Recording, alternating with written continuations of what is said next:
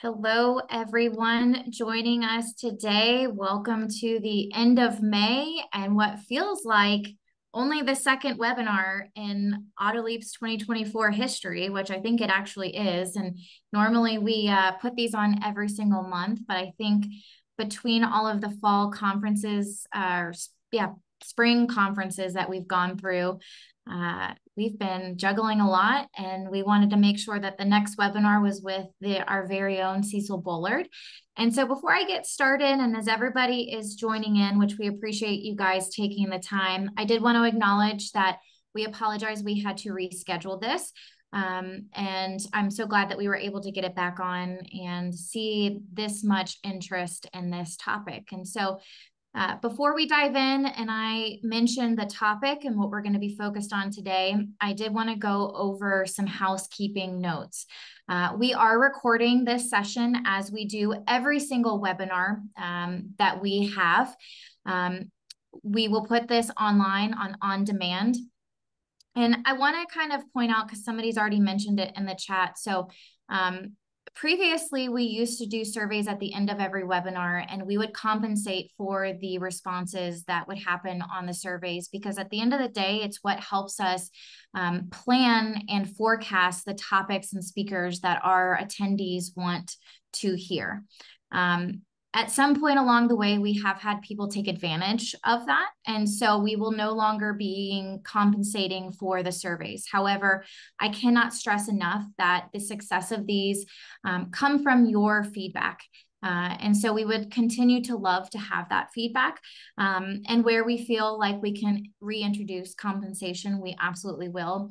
But at this point, that will not be moving forward. So unfortunately, I had to start with some barrier of bad news, but since it was flagged already in the channel, I wanted to make sure that I take care of that. So this session is being recorded again, and we want to make sure that we create a most interactive session for you. Again, we put these on for you as business owners, service advisors, technicians, whoever is joining us today, so that you can continue to evolve as a person in growth, and then also from a business standpoint. And so generally, these types of sessions are held by coaching companies like the Institute that you don't always have access to direct access. So I want to say thank you to the Institute for always being willing to put these on for our attendees, because honestly, it is truly valuable that you provide this kind of thought leadership. So love to have you guys let us know where you're joining from.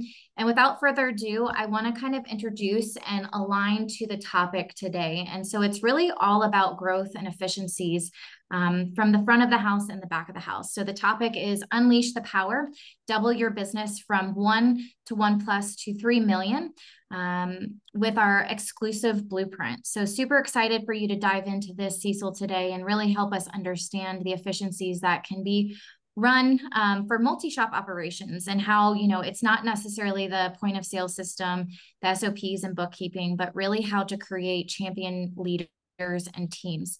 And to introduce our speaker today, I think a lot of you guys are very familiar with our very own Cecil Bullard, who is the founder and CEO of the Institute for Business Excellence. Cecil has spent most of his life in the automotive service and repair industry. He's held every position and operated multiple successful shops. He now serves as a consultant, trainer, and teacher. He believes that there is an unlimited opportunity and potential in today's shop, and that your business should provide you the life that you want. So Cecil, thank you so much for being here. We really appreciate it, and I'll let you take over. Ready to go. Thank you, Amber. Sorry that I had to reschedule this, so I apologize myself to everybody. Lots of events going on and lots of travel, and things get messed up. So thank you for being patient with us. Absolutely. We're going to talk.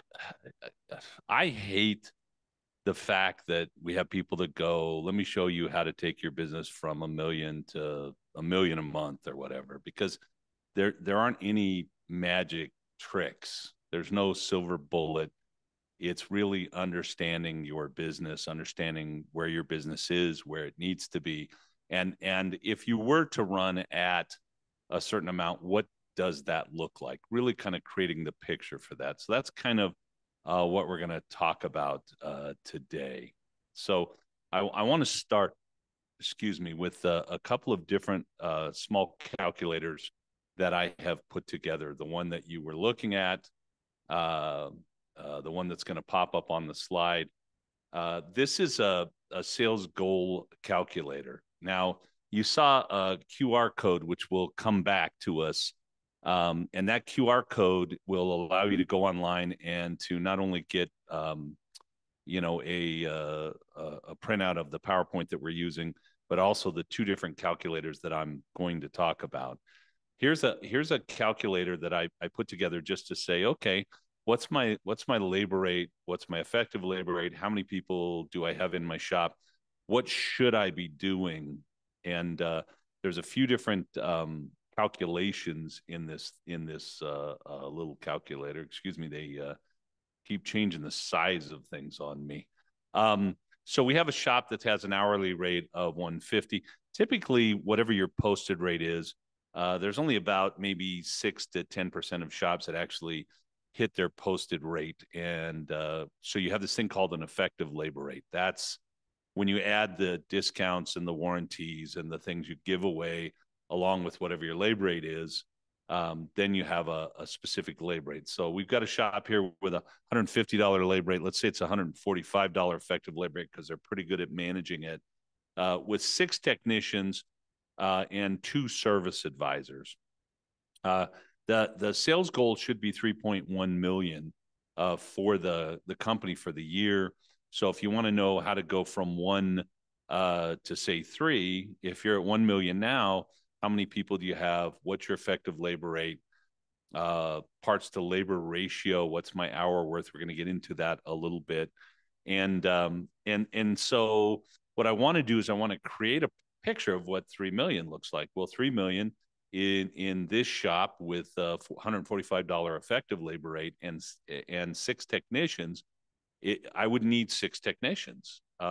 I could play around and say, well, what if I raise my labor rate? Let's say that we move the labor rate up to say 170, and we got our effective labor rate up to 160.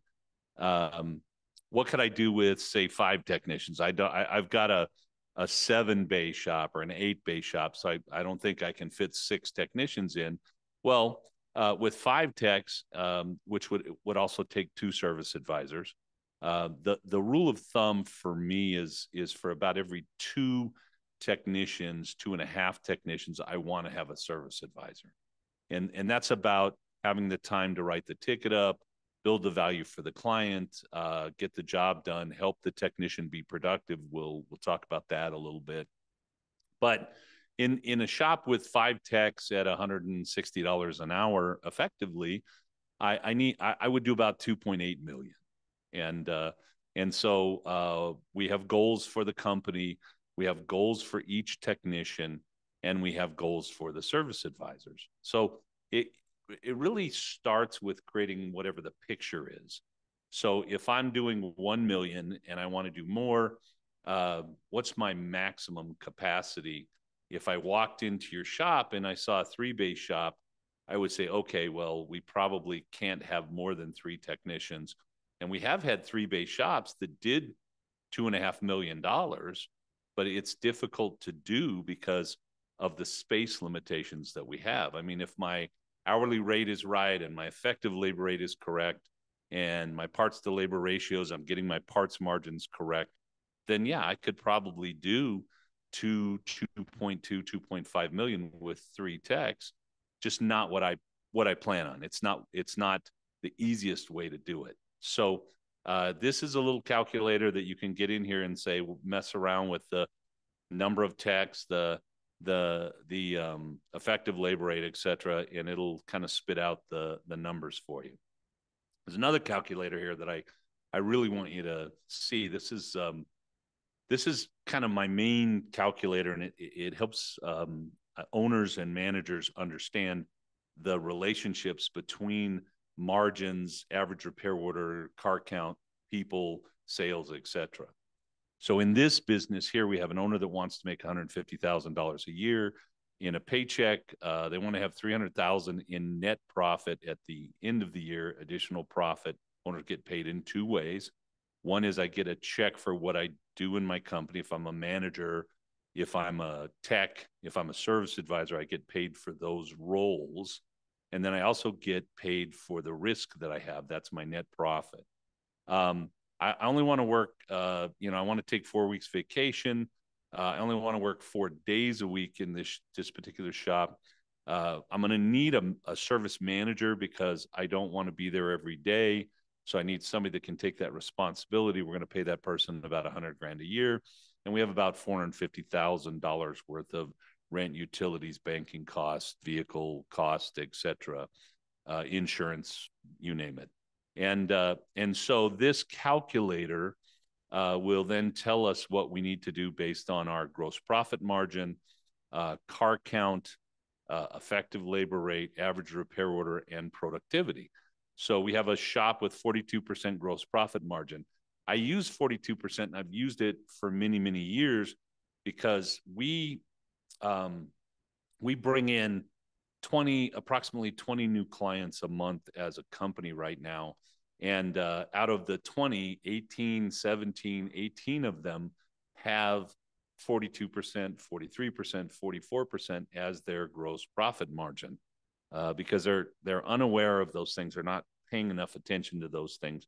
And so that's why I use that number. I still see it every single day when we're talking. In fact, we were talking to a brand new shop this morning. I was meeting with in our program, and they had a 42% gross profit margin. That's not what we want it to be. We want it to be 62, but 42 is starting point. They have a posted labor rate here of about 140, but their effective labor rate is only 110. So they're doing oil changes at $80 an hour. They've got some comebacks where it's $0 an hour. They're having their technicians do DVIs, and they're paying their techs, 3/10 or 5/10 to do the DVI, but they're not charging anything. And they also have probably an issue with diagnostic where they're starting out with an hour and their technician might be taking 2 or 3. And so the tech is getting paid for that because it's an hourly person, but they're not billing for that. So their effective labor rate is lower than their posted. They currently have an effective labor rate of $110, even though their posted is 140. And we see this all the time. Current average repair order is 390. This might be a little low, but for the industry last year, I think on one of the surveys that even Autoleap did, the average repair order was about 356. Mm-hmm. So 390 is not out of the realm. Most of our shops, if you're general repair, are going to be around 750 to about 900. If you're German car, we're going to be somewhere between about 1,300 and 2,200 for an average repair order. And for our diesel shops, their average repair orders are in the $3,000 to $4,000 range. So this shop would be a general repair shop, might do 20% tires, whatever, and they have a $390 average repair order, which is 1.8 hours a car with $110 effective labor rate. We're assuming, you look over here on the right, that the parts to labor ratio is 45% parts, 55% labor, and that would be of 100% of what we sell. How much of that is parts? How much of that is labor? They have 4 technicians in this shop. It's probably a 7-8 bay shop, and they have 72% productivity. And the reason I use 72% productivity is because that's where we are as an industry. A lot of the shops we work with are doing 100, 110. Many of the shops are at 90%, but as an industry, we're about 72%. And now this calculator will also tell me, okay, if this is what you want to earn and this is where your business is at, in order for you to earn what you want, you got to do $2.4 million in sales approximately, which is a little over $9,200 a day. And you're going to need 23 cars, 23.7. So let's say 24 cars in your shop every day. And you're going to need 7.3 technicians to get the work done because of your productivity. And if you need another 11 cars a day because you don't have them, and you spend $69 to bring a new customer in, it's going to cost you another $201,000 to to market and bring the right number of customers in. And no matter what you do, because your tech is $33 an hour, and you have a load of about 30% on the tech, FICA, FUTA, workers' comp, it really costs you 42.9. But with the productivity of 72%, your cost per hour is $59.58. So for every average hour that you bill out to a customer, or your real cost for that hour is $59.58. And so you don't have the margin you need. Down here, it's telling us that if we really had 100% productivity, that we could be $107 an hour and 25 cents. But with our current productivity, we need to be $149 an hour effectively. So we got some work to do. We kind of know now, hey, I can increase our effective labor rate. I can pay attention to some of those things, bring that up, and it will lower my cost and put more money in the bank. The other thing that we're seeing here is that we're going to lose about $138,000, almost $139,000 to productivity, meaning I've got these techs, these 4 guys, and they're supposed to be billing 8 hours a day. So I should be billing 32 hours out every day. But because we're only 72% productive, we're only billing about, what would that be, 21, 22 hours. So we're not billing enough hours out, and our cost for labor has gone up, which is hurting us. So now I'm going to fix some things because I want to do 3 million, or I want to at least make the money that I want to make here. So I've got to go in and fix gross profit margin. There are multiple ways to do that. I can raise my labor rate. I think every consultant in the world is going to look at your labor rate and say, let's bring that up some. I can work with my staff and create more effectiveness in when we're charging our labor rate and what we're charging. I could go through my can jobs, bring those up a little bit. I could get my parts matrix in place, bring my parts margins up. Cecil wants 62% with loaded labor. We're going to put 58 here. It's 42 right now. So we're going to fix a few things, get to 58%. When we're at 58%, what's cool now is now I only have to do 1.724 million, or about $6,700 a day instead of a little over 9,000. And I only need 5 cars, so I don't have to spend 200,000. I can spend $88,000 to bring those extra 5 cars in, and I don't need 7 techs. I only need 5.3. I'm not done because I'm still losing $138,000 to productivity. I'm not done here because the business is, I've got to go hire techs and I've got to bring cars in, and I don't want to spend that money. So what I am going to do is I'm going to work on my effective labor rate. I'm going to maybe lower what I'm paying the technicians for the DVI. We're going to work on the speed, get it down faster. I'm going to look at my can jobs, make some minor adjustments there. I'm going to be very careful about diagnostics or testing. I'm going to have 3 different levels. So we're not always going to start with an hour, and we're certainly not going to stay with an hour. I'm going to teach my techs that when they've spent an hour on the car and run some tests, stop and tell me what else you need to do and how much more time, so we can get to our customers and sell that additional time. We're going to move our effective labor rate up. We're not going to change our posted rate of 140. We're just going to move our effective labor rate. We're going to come up to, say, 135. At 135, I still need 5 cars, but now I only need a third of a tech. So I don't need 5 techs. I don't need 7 techs. I'm starting to get to a point where my techs can do the job. Now, the other thing we're going to do is we're going to increase our average repair order. We're going to do it in multiple ways. We're going to do it by bringing better customers in. We're going to change our marketing a little bit. We're going to do it by building better relationships. We're going to do it by helping train our service advisors to be able to sell better.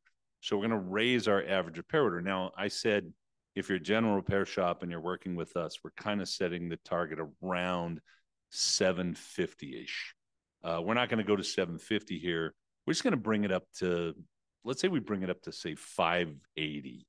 So, we're going to sell one more thing on every other car that comes in. If we go to 580, how many more cars do I need?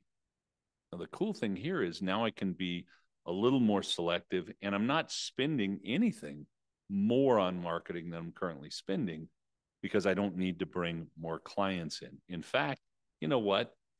I want to have more flexibility because I don't want to work on anything that's more than, say, 15 years old. So I'm going to bring that average repair order up to 620 instead. And now I can be even more selective on the cars that I'm actually going to work on. And by being a little bit selective, it's actually going to help me move some other things up because I'm not going to work with the guy that wants to bring his own parts in or the guy that's going to argue or fight with me about everything. I'm going to work with a little better customer. I'm going to be a little more selective about the cars I bring in. And I think if you're a shop owner, you understand that no matter what, every once in a while the wrong customer gets in. But sometimes when you're desperate because you don't have enough work, you take in things that end up biting you, and they're hard. The customers are hard to deal with, and ultimately they're not profitable for us. So we're going to work on that, and by having a higher average repair order, doing a little better inspections, doing a little better sales, bringing a little bit better customer into our business. Now it's going to give us this flexibility. I still don't like the fact I'm losing $138,000. So we're gonna fix that. But before I do, if you have questions about this, I want you to ask them. Amber's keeping an eye on that for us, and certainly at the end, we will get to all the questions that we can in the time allotted. A lot of people want to make sure we get through the material. So we're going to hold off a little bit on questions. And if she gets a really great one, she'll probably ask me.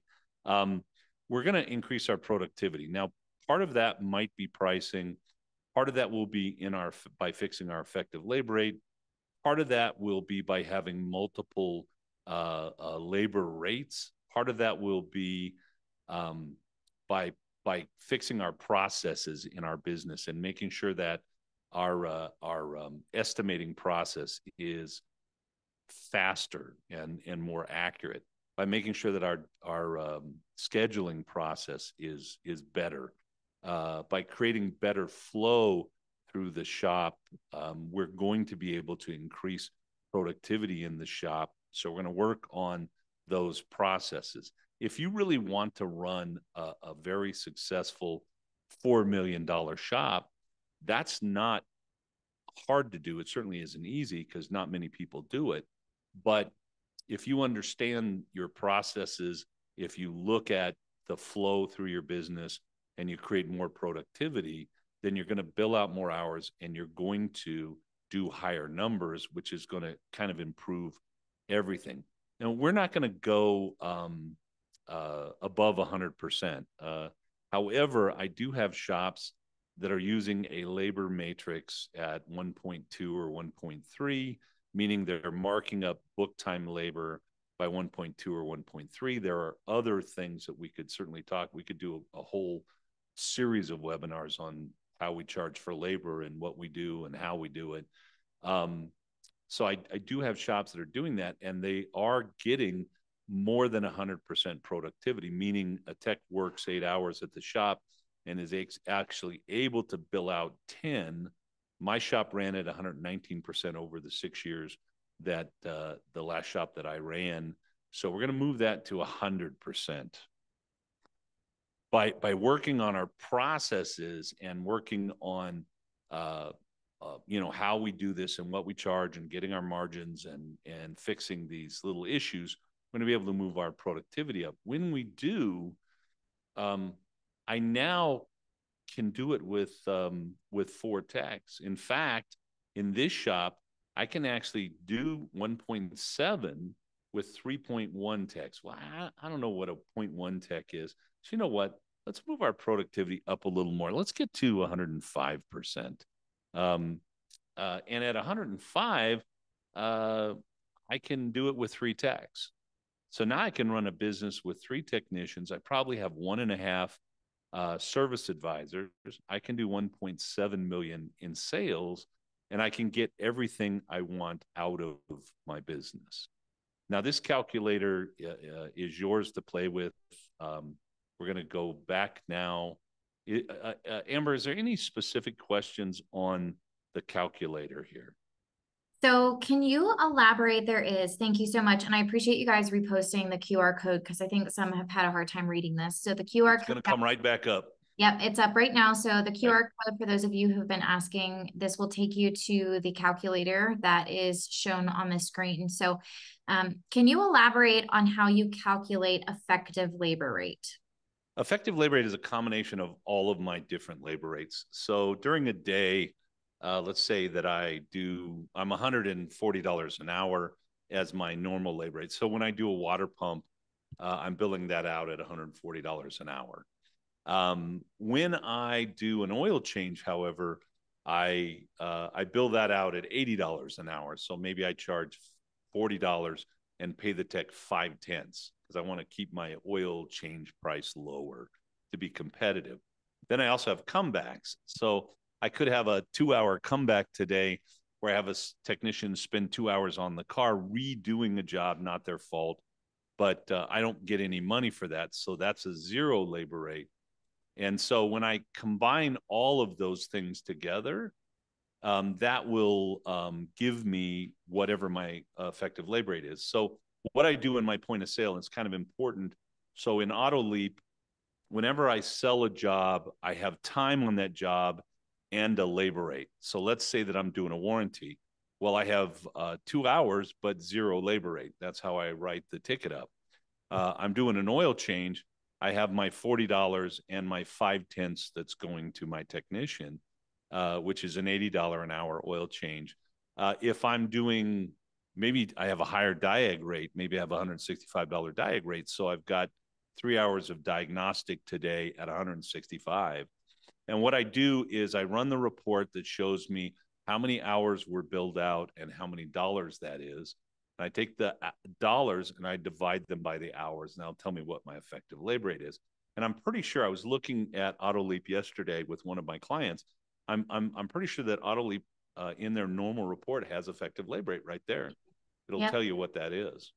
Yep. So, and many of the point of sales today, not all of them, but most of them will have on your financial report that you'll run for the day or the week or the month, it will have an effective labor rate. And what it's doing is just taking the dollars that you brought in for labor and dividing by the hours that were billed out. Okay. So I'm going to move ahead. Otherwise, Amber's going to shoot me. So we're going to come back here. I'm going to move this up a little so I can get her going. I would We never just, shoot you. what's that? I would never shoot you. It Just never, slap you, just slap you around a little bit. How about that? maybe. Okay. Yeah. So really, it's all in the math, guys. It really is about the math, and you need to really understand your business in a financial way, um, because it's an engine for all intent and purposes. It's built to give a certain amount of horsepower and a certain amount of torque, and if it's not giving that kind of horsepower and torque, in the case of a business, if it's not creating the work that you can sell and the profits that you should make, horsepower and torque, then there's a problem. There's something wrong with the engine. And so when you understand it financially, you can look at those financials, and a good coach or a good coaching company will be able to help you understand those things, which can literally make you tens of thousands of dollars. It's my experience over the last 24, 25 years as a coach and consultant that the average shop is probably losing somewhere around 140 to $200,000 because they just don't understand the financial machine. So they've got a vehicle, it's moving down the road, it's just not giving them the torque and the horsepower that it really can or should. So I in the terms of understanding my business, and I'm not sure we seeing what we're seeing here because my screen is kind of giving me weird stuff. Um, so in the terms of seeing my business, I have a shop here that's $120 an hour. They have a parts to labor ratio of 45 to 55. 45% of what they sell is parts, 55% is labor, and they have 3 technicians that can do 24 hours a day for 1,960 hours a year. There are 2,080 hours if my tech works every single day that we're open on a 5-day shop. But I know that we're going to have holidays.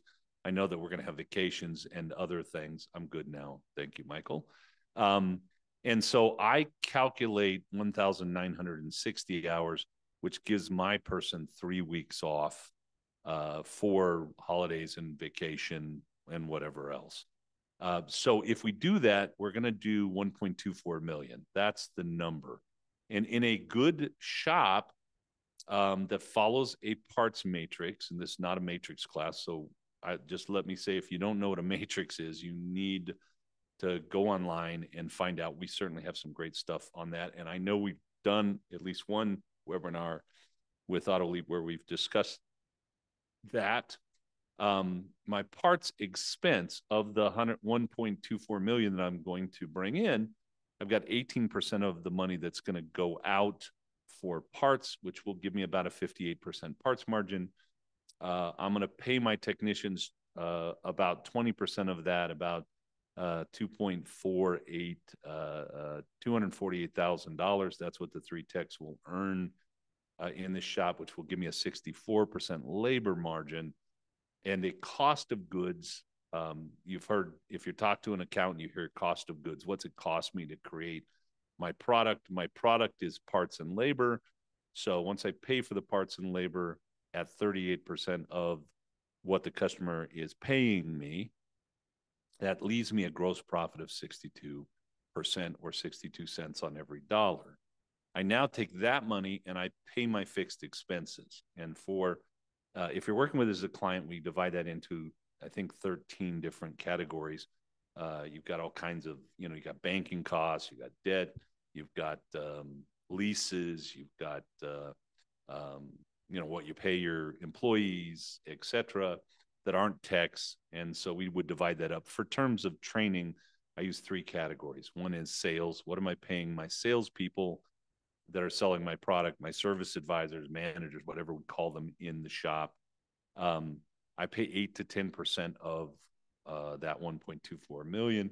What do I pay for marketing, for bringing new customers in? I pay 6 to 9% of that number. So I got 90,000 approximately to spend. And that leaves me 25% of that number to pay the rent, the utilities, the insurance costs, the banking costs, the truck payments, the gasoline, etc. And that leaves me a net profit of 20%. One of the secrets when you talk about really running the business well and really making the kind of profit that you want to make is to run above 100% productivity. So, and that's hours produced in a time frame. There's different definitions. So when I talk about productivity, I'm talking about hours produced in a time frame. So if I have a technician there for 8 hours and I'm billing correctly and I've got good process, I want that technician to bill out 9.6 hours that I can sell to customers. And when I get above 100% productivity, then I start to make more money. And when I'm making that money, and the reason I'm making that money is because I don't have those fixed expenses. So I've already paid my rent, my utilities. So if I can do 1.4 million with 3 techs, I will net more because I'm not paying that 25% fixed expenses. That's gone. It's all paid for. And that's when we talk about turbo mode or turbo, where I can earn 24, 25, 26% net. And we actually have shop owners doing that. Now, I also have to understand where things go wrong for businesses like mine. So this is a shop that's going to be at 75% productivity with their techs, and they're not really following their parts. They're not marking their parts up correctly for whatever reason. They're not following a matrix. So the margin on the part is going to be about 42%, and the cost is going to be 26%. The reason why is because we're not following a matrix. And I hear it all the time, Cecil, you don't understand, because customers are coming in saying I can get that part cheaper by going and buying it myself. And my answer is, yeah, I do understand. I've been doing this for, I don't know, 43, 44 years now. And we've always had parts competition. There was always a place for my customer to go and buy the part cheaper than I would sell it to them for. And so I know there's more visibility now. I certainly understand that. But also, I can go to the grocery store and buy a steak, but my local steakhouse won't cook that for me. So I never, when I'm going to go out for a steak to a restaurant, I don't think to myself, well, I could bring my own steak and it'll save me $10. And I could go in and argue with the guy in the steakhouse or the gal in the steakhouse and say, wait a minute, I can pay less for this steak if I buy it myself. And the answer is yes, you can, but different things come in the steakhouse. You'd never think about that. We in the automotive industry have to understand that the part that we deliver on your car, there's a lot more going on than just if the customer goes and purchases it somewhere, especially online. There's an estimate that there's like 18% of the online parts are counterfeit. So, I've got a 1 in 5 chance I'm getting garbage. Now, labor wise, I'm not productive. There's a lot of reasons for lack of productivity. So my margin is lower, my cost is higher, giving me a total cost of goods of 51%. And on the left here, this is more common. We see this all the time in shops, and giving me a gross profit of 49%. I lost 13%. On a $1 million business, 13% is $130,000. So I didn't pay attention to my margins. I was afraid to mark up my parts. I didn't build value for my client. I couldn't sell it for whatever reason. I didn't believe in it. I didn't have my processes down well. It took too long to get cars estimated, sold. And so my techs weren't productive, couldn't be productive. And I lost $130,000 in money that I could use to pay my expenses and or make profit. In this shop, because I have 4 techs, now I need another service advisor. So my sales expense is going to go up. And my marketing expense is going to come down. I'm not making profit. So what's the first thing we cut? Marketing. What's the second thing? Coaching. Neither a good idea, but happens a lot. And my fixed expenses also go up because every time I hire an employee, I need to get another computer, another desk, another chair. There has to be more parking. There's more insurance cost, etc. And so my net profit is about 3%. The average net profit in the automotive industry is about 4% today. And but we really want your shops making 20. Our clients are averaging a little over 19% right now as an average. It's all in the math. So if I have a shop and I have an effective labor rate of $150 and a parts to labor ratio of 48 to 52, meaning 48% of what I sell is parts, 52% is labor, then I need to know what my hour is worth. My effective labor rate is 150. The calculation is, in order to understand what the value of your hour is, effective labor rate times 1 plus parts over labor. And that'll give you the value of your hour. At 150 and 48.52, that's 1.92, which means that when I sell an hour of my time in this shop, it's worth $288. That's what the hour is worth. So I want to do 3 million in sales. That's what I want to do. And the first thing I have to do is understand, what that looks like, and can I do that, and how many techs do I need, and what does my effective labor rate need to be, and what do I need to sell my parts for? So if I divide the 3 million by 288, that's what my hour's worth. That's 10,417 hours that I need to do in a year to do 3 million in sales. And if one tech can do 1,960, that's 3 weeks off for vacations and holidays um, uh, of production in a year, and that's 100%, then I'm going to need 5.31 techs at 100% or 1,960 hours to do 10,417 hours total and get my 3 million in sales. Now, I don't like the 0.31, so I'm going to make a change here in just a second. In order for me to do 3 million, I would need 5.31 techs at 100% productivity and an hour that's worth about $288. Then I can do my 3 million. There you go. I got my $3 million in sales. And then I need the supporting things behind that. Do I have a good estimating process? Do I have good marketing that's going to bring me the cars that I need? Do I have good techs that are going to be productive, etc.? So I'm going to ramp it up to 6 technicians at 110% productivity at a $288 value. That means I could actually do 3.765 million, about 3.8 million in sales, which would give me at 20%, $745,000 in net profit plus whatever wage I'm earning for working in the business. There are other things that I need to think about here. How many bays do I need? Well, I like 2 bays per tech, but that's not usually going to happen. So let's say 1.5 potentially. So I need probably an 8 to 10 bay shop to make this happen, to do the work. So now I'm building that picture. If I want to do 3 million, this is what I need. If I have a 3 bay shop, I'm probably not going to do $3.7 million in sales. I have to understand my limitations and decide if I'm going to live within my limitations or I want to take a risk and go to a bigger shop because I want to make more sales and I want to make more profit. And then I also have to have the correct systems and process. So I got to go back and I got to look at my productivity and I got to say, are we scheduling properly?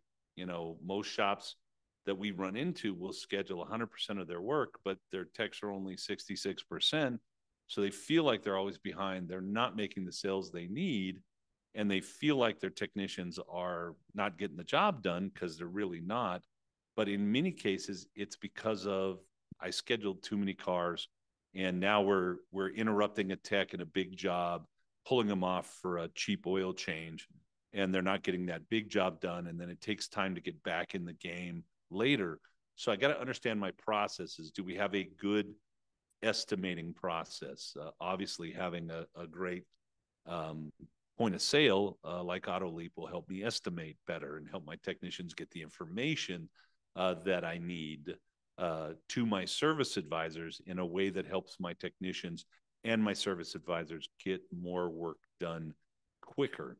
Mm-hmm. So I got to look at all my processes and I got to say, am I doing 110% or am I doing, 80%? And if I'm doing 80%, is it really because I have lazy technicians or is it because I don't have a good estimating process? Or even maybe we're not estimating hours and time properly. So we're taking time. I see this where we're taking time off the ticket. And so instead of charging 2.8 hours, because we're afraid the customer's going to be mad at us, we end up at 2.4. And so we have a 2.8 hour job that we really probably should be charging 3.2, but we're charging 2.4 because we're afraid our customer won't love us. Are those things correct? So now I need about 15 cars at 2.78 hours a car, which would give me about a $750 average repair order. And we have lots of shops doing 2.8, 2.9, 3.2 hours per car because they have a great inspection process. They have the right customers that are willing to buy, and they have service advisors that know how to build value and sell the customers the work that they really need. Cecil, Now, I have before I wrap up, and we are getting close because I know we have questions. Do you have Amber, do you have a question? Yeah, if we before we go on this, I think there was a really good question here that came through. Do you back tires out of your parts margin calculation? Yes, in most shops, if it's more than 2 or 3% of sales, I pull tires out. Tires, we're looking for a 40% margin. Most shops that we would work with would be getting in the mid to high 30s. Yeah, Um, yeah, and if that's 20% of your sales, then that's going to really screw up your parts margin when you go to look at your parts margin. So we want to look at tires different because they have different margins. Now, if yeah, I'm only selling 2 sets of tires a month, then I'm not pulling it out. It's not going to change my margin that much. So um, our rule of thumb here at the Institute is if it's more than about 2 or 3% of sales, then we'll pull it out. Like if I was selling a ton of batteries, I've got a shop in the Santa Cruz area that literally was last year was selling so many catalytic converters, and you have to buy them in California from the dealer. There's nowhere else to buy them. So the margins are less. So we pulled catalytic converters out so we could look at our other margins and our catalytic converter margins separately. yeah. Um, and if you're really paying attention to your business, you probably will say, oh, I can't put that in the pile. I got to pull that out and look at it differently because right now that's what I have to do as part of my business. And so that way I'm managing properly. Is that the only one? And then we'll I've go got on one and more. I think I've got okay. one more and that's it. And then we'll go forward. How realistic is it to expect to have 100% productivity every week of the year? It seems unrealistic to assume it. What is a more realistic expectation in your experience? I ran a shop for 6.5 years, the last one that I ran, and we had 119% productivity for 6.5 years. I love it because as a tech, I was a master tech and I beat book time all the time. So it was a sense of pride. If you talk to a good tech today and you go, hey, can you beat book time? They'll be like, can kill book time. And yet at the end of the day, they're not producing 8 hours for 8 hours. Mhm. And most shops are using a 20 to a 30% multiplier on book time today. So if you're using that 20% multiplier, let's say 20%, and your tech is good at what they do. So let's talk about different techs for a sec. I got my C tech, and that's my oil changer, and they do brakes occasionally, etc. Well, wait a minute. If you've done 100 oil changes, don't you think at some point you're going to be faster than you were for the first 10 or 20? I love allergy season. You'll have to excuse me. If you do brake jobs and you've done 20 brake jobs, shouldn't you be faster at doing brake jobs than you were? And I think, also, do we base the time on our best, fastest tech? So we've got shops that'll say, well, yeah, it only takes our good tech 8/10 of an hour to do a brake job. Well, the book time is still 1.8. And, but we're going to charge 8 because we want the customer to love us more and we want to be price competitive. Okay, let's go to the bottom altogether and let's be price competitive and let's charge 0.8%. The only problem is the only tech that can do it at 0.8 is my best guy, and my C guy can't do it at 0.8. So is it realistic? If you don't believe it, then the answer is no. If you believe that you can do it, then the answer is yes. And I have, you know, if you look at the bell curve, a bell curve is how we understand data, and you look at the top front of the bell curve, the top 10%, that would be the top 10% of the shops. And are they doing more than 100% productivity? Yes, they are. Then you look at the average in the middle, the other 67%. Now we're at the 67% mark. That's 67%, and they're doing average, which would be 6.5 hours a day instead of 8 or 9. And then you look at the bottom 10 or 15%, and the bottom 10 or 15% are always the lowest performers, and their techs are doing 4 hours a day, 3.5. Well, if the top 10% can do it and they're not doing anything immoral or illegal or unethical, then can't I do it? And the answer is 10 to 15% of our shops are constantly over 100%. The rest of our shops are probably running somewhere around 90% to 95%. And if you looked at 100% or 100% of the shops that when they first come in, they're probably running 60, 65, 70%. I used to argue that you have to do X, Y, and Z. I don't argue a lot. You won't see me online arguing about productivity or parts pricing or anything, because if you believe that your people cannot be productive, they won't. But I can tell you, I personally ran a shop for 6.5 years where my techs had 119% productivity starting the first month that I ran the shop, because we looked at the processes, we looked at our estimating, we looked at what we were doing, and we fixed the engine so that the engine could give us maximum horsepower and maximum torque. So long answer, sorry. I'm going to give you a caution, and then I'm going to wrap this up and we'll take a few more questions. Caution is, don't listen to the people that are telling you that it's okay to discount and lower your margins, because you have to have margin to have profit. I understand gross profit dollars per hour. If I'm doing enough, I'm making the money. The problem is no margin, no dollars. So we have a shop here that has a sales volume of $65,000. That's what they do. And at 60% gross profit, I want you at 62 with loaded labor, at 72 to 74 with unloaded labor, meaning loaded would be with the cost of labor, FICA, FUTA, workers' comp, medical, dental, whatever I pay for my, 401k. Unloaded would be without those costs. So at 60% with a loaded labor, I have this shop doing 65,000. They have $39,000 to pay their bills. And with a $500 average repair order, that's 130 cars.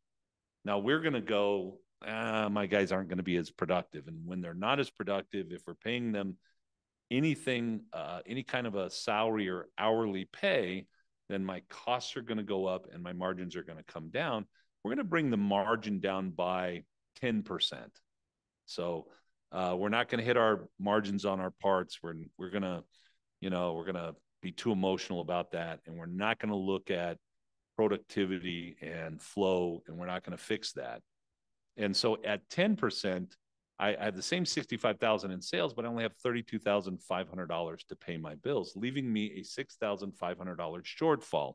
Now that's a month. You could take this by 12 months, and now we're talking about $70,000, or right around there. If I have a $500 average repair order, now I need 156 cars. That's 26 more cars. So I have to write up 26 more tickets. I have to do 26 more inspections. I have to do 26 more test drives. And so what happens to my productivity, right? And so now, because we're not hitting our margins, we're also not hitting our productivity. And we also have to spend more money on marketing in order to bring another 26 cars in our business. I'm going to turn it around. We're going to look at fixed expenses. We're going to come down here to this $32,000 mark. I have a shop that has $32,000 monthly fixed expenses: rent, utilities, salaries, truck payments, banking costs, software costs, etc. And they're going to make 60% net gross profit. So they have to do, excuse me, my eyesight's not as good because my allergies, $53,000 this month to get the $32,000 to pay their bills, because that's their bills. And if they have a $500 average repair order, they need 106.7 cars to do that. Now, that's not making any money. That's just breaking even. And now we're going to lower our margin by 10%. I still have $32,000 in bills. So now I have to do $64,400 in sales. And my average repair order is going to come down because I'm not charging as much. Remember, my margins are coming down, which means that my profits and my average repair order is going to come down. We're going to go to 450.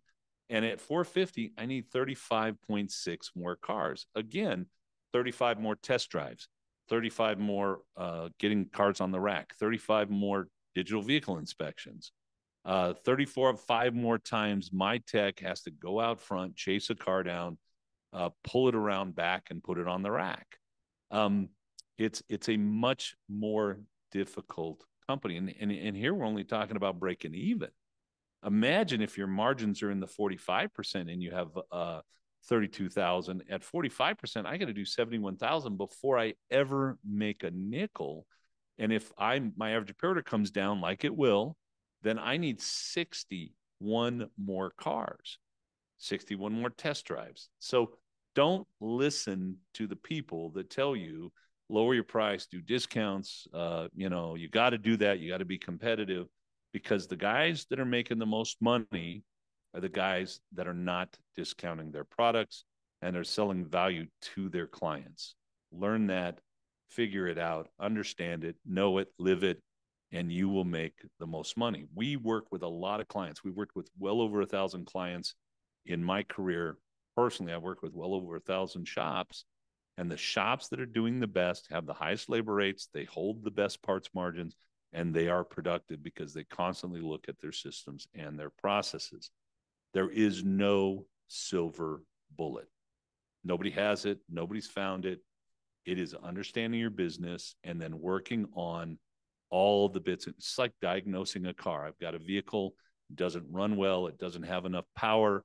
I pull it in, I put the scanner on it, I find out what's wrong, I put the part in place, then I test drive it, and I see, did I get them? Did I fix it all, or is there something else that's wrong? A business constantly will have something that's not allowing me to get the productivity I need. Well, what is that? Let's figure it out, get it out of the way, because if I can increase my productivity from 7 hours to 9 hours, that's going to make me another $80,000 to $100,000 a year and allow me to pay my technicians a lot more money.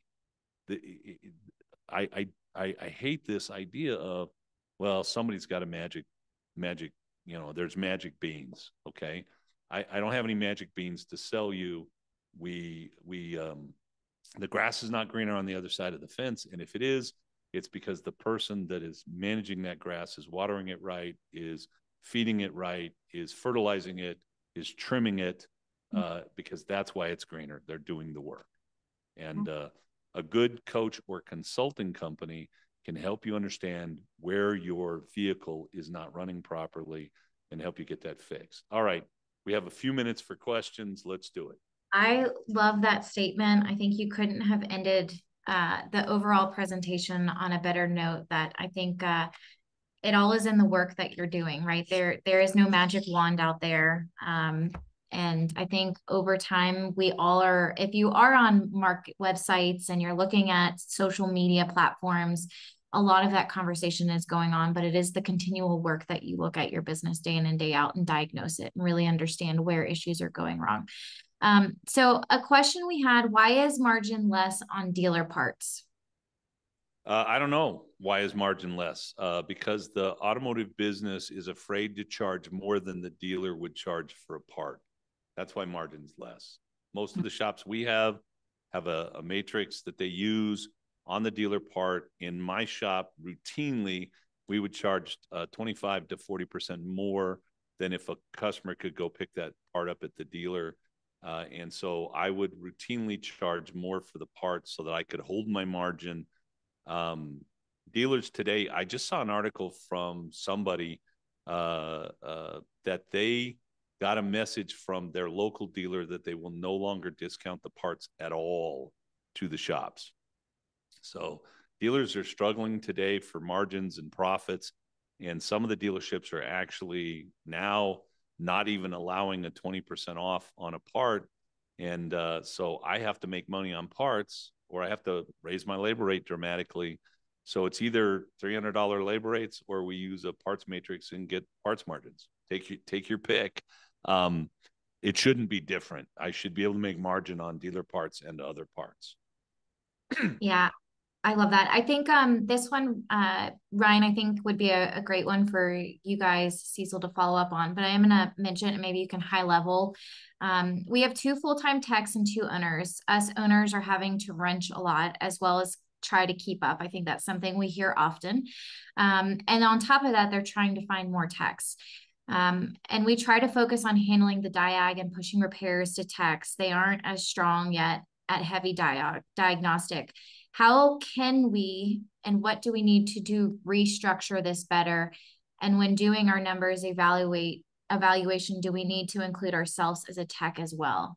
So that's Uh, kind of win-win. Number one, I probably wouldn't have both owners working as techs. I would literally shift one owner to be the tech for a while we found and built our technicians up. I would want the other owner focusing on running the business. Why do we have to be the tech? Are we, the other bits and pieces? And so there's a lot in that question. I could probably do a whole 3-hour webinar on just that one question alone. Um, the problem is that when I'm trying to be the worker in the business, I can't be the owner and manager of the business. And somebody's got to look at the systems and processes and how we're estimating and how we're pricing, and et cetera. And I understand that the market right now is tough as far as technicians go, and that we've got to grow some of our own.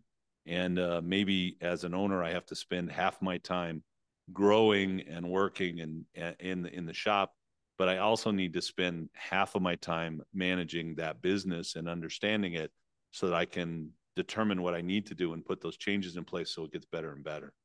And Yeah. that's one of the things I think a coach or a coaching company can do is help you figure out where to put your best focus to make your best profits.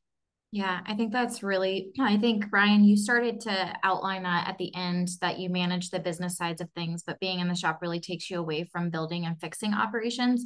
I think that, I love to bring in kind of personal things as well, as a manager or director managing different operations in a business, right?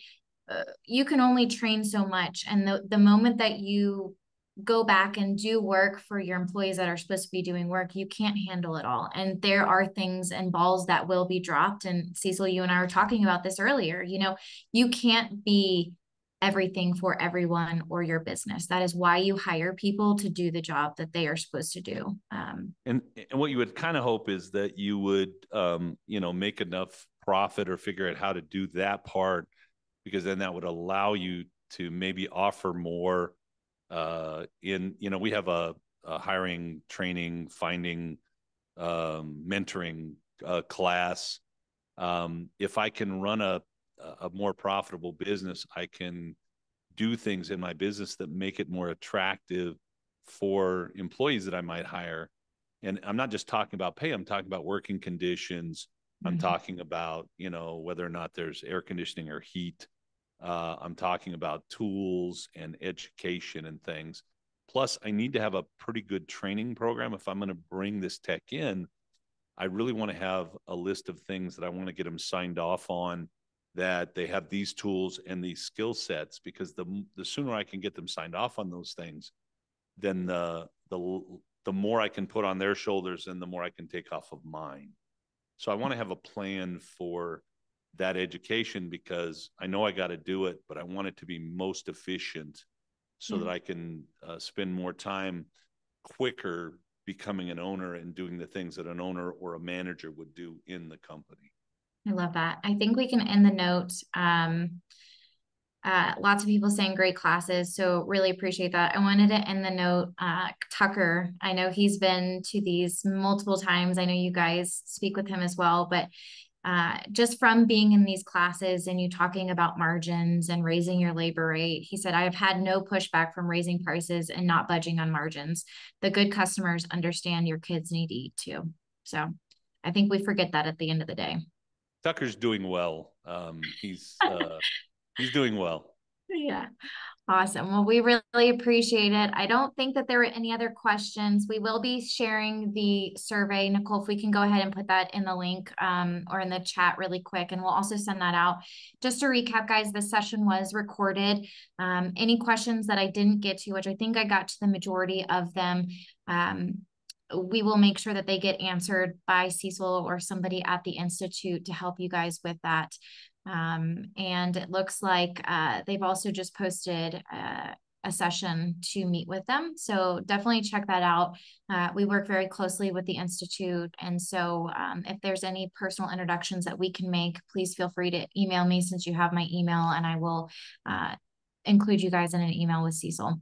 So Cecil, as always, thank you so much. And I appreciate it. I think we've got you on the next month. as well. So I'm raring to go. I think we've got you on. So we appreciate it. I think we'll also see you at the end of the month at Tools. So for anybody that is also going to be at Tools, Cecil will be speaking. I think you guys have 3 sessions. Is that correct? I'm teaching 3 classes there. I think Jimmy's teaching 1 or 2 also.